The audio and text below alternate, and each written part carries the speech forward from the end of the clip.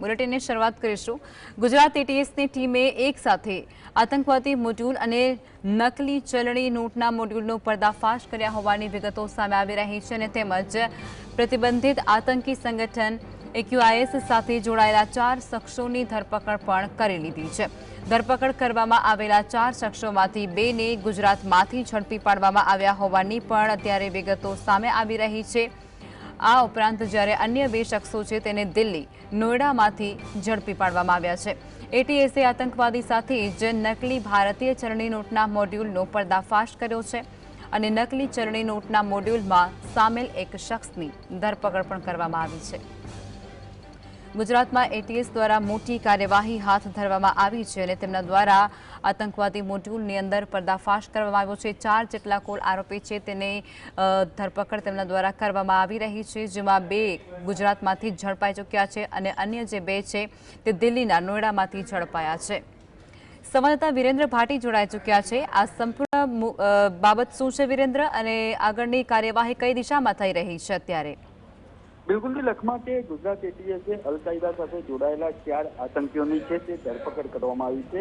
આ 4 આતંકીઓ અલ-કાયદાનું જે મોડલ હતું તે મોડલ ઉપર અનેક લોકો જે હોય છે તેમને સોશિયલ મીડિયાના માધ્યમથી તેમજ વોટ્સઅપના માધ્યમથી કનેક્ટ કરતા હતા।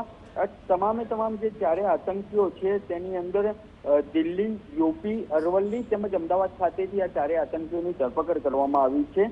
બીજી બાજુ જો વાત કરવામાં આવે તો આ 4 આતંકીઓ છે તે કેટલીક સસ્પેક્ટ એપ્લિકેશન દ્વારા અલ-કાયદાની જે વિચારધારાઓ છે તેની સાથે જોડાઈને તેના મેસેજ છે તે ફેલાવવાની કામગીરી કરી રહ્યા હતા। તેની સાથે 4 આતંકીઓની હાલ ગુજરાત એટીએસ દ્વારા મેરેથોન પૂછપરછ છે તે શરૂ કરવામાં આવી છે। બીજી બાજુ જો વાત કરવામાં આવે લખમા તો ગુજરાત એટીએસ દ્વારા સર્વેલન્સની જે ટીમ હતી તેને દ્વારા આ 4 આતંકીઓ પર સતત નજર રાખવામાં આવી રહી હતી। તેની સાથે આ જે 4 આતંકીઓ છે તેમની મેરેથોન પૂછપરછ છે તે શરૂ કરી દેવામાં આવી છે અને 4 આતંકીઓને સંદર્ભે ગુજરાત એટીએસ થોડીક જ સમયની અંદર પ્રેસ કોન્ફરન્સના માધ્યમથી તમામ માહિતી છે તે પણ પ્રસારિત કરશે લખમા। એટલે વિરેન્દ્ર, આજે આખી ઘટના અત્યારે બની છે તેના પાછળ કોઈ મોટો આશય છુપાયેલો હોઈ શકે કે કોઈ પછી મોટી એવી ઘટના બને તેવી આશંકા ખરી?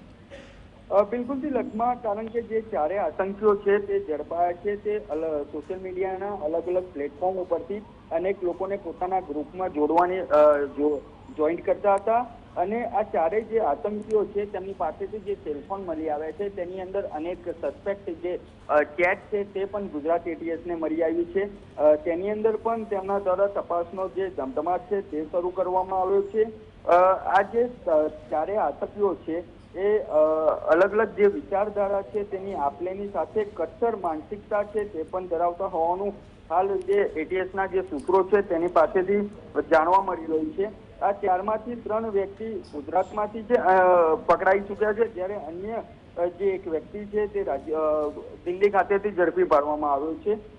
તેની સાથે જો વાત કરવામાં આવે બીજી તરફ તો ઓટો ડિલીટ જે તેમની ચેટ હતી તે ઓટો ડિલીટ છે તે કરી દેતા હતા, પરંતુ જે ટેલિફોનિક ફોનની અંદર જે તેમની ચેટ મળી આવી છે તેની અંદર એટીએસ દ્વારા ટેકનોલોજીનો ઉપયોગ કરીને તમામ ચેટ છે તે રિકવર કરવામાં આવી છે અને તેમની જે માનસિકતા છે તે ખૂબ જ કટ્ટરવાદી માનસિકતા જોવા મળી રહી છે। પરંતુ આ તમામ જે 4 આતંકીઓ ઝડપાયા છે તેમની પૂછપરછ કરવામાં આવી રહી છે। તેની સાથે તેમની સાથે અન્ય કેટલા લોકો સંકળાયેલા હતા, તેમના કોણે તેમની મદદ કરી છે, અહીં જે ગુજરાત રાજ્ય હોય છે ગુજરાત રાજ્યની બહાર તેમને કોને આશરો આપ્યો હતો તે દિશામાં પણ તપાસનો ધમધમાટ શરૂ કરવામાં આવ્યો છે લખમા। જી, આભાર વિરેન્દ્ર।